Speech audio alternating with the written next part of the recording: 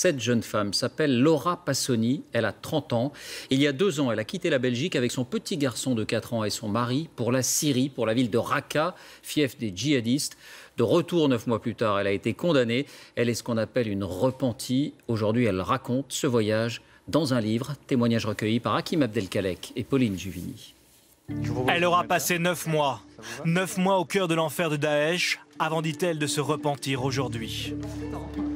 Voici Laura Passoni en mars 2015 en Turquie, quelques heures après avoir fui les hommes de l'État islamique avec son fils de 4 ans.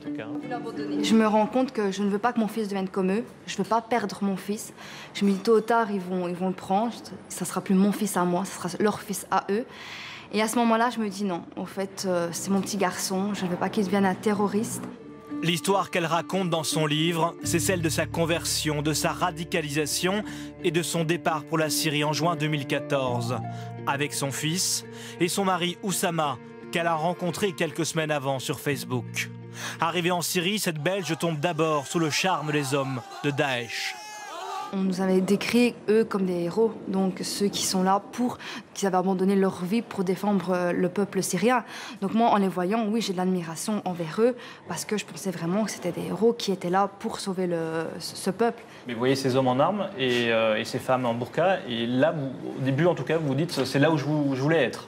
Au début, oui, bien sûr. Ouais. Rapidement, son mari part dans un camp d'entraînement. Laura vit d'abord à Raqqa, puis à El Bab.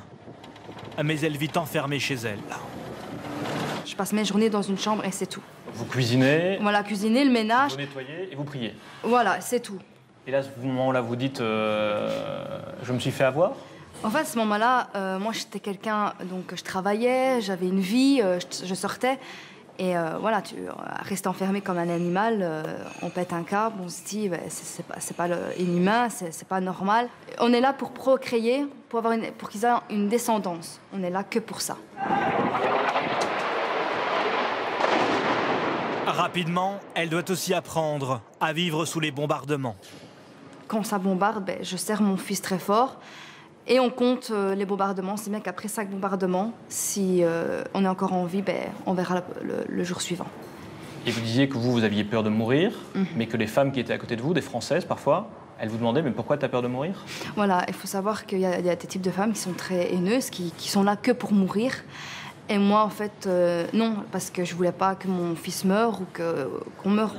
Laura Passoni découvre aussi les exactions commises par Daesh contre celles et ceux qu'il considère comme des traîtres.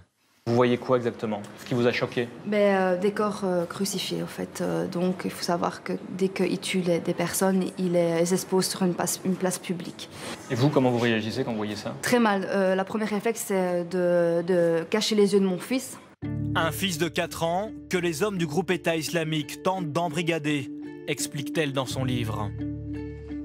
Et vous disiez qu'un jour, il est revenu avec une peluche et un couteau en plastique et qu'on lui avait expliqué qu'il fallait qu'il s'entraîne à égorger. Voilà. Il est venu, mais il est venu en me disant « Maman, je ne voulais pas, c'est son doudou. » C'était son doudou.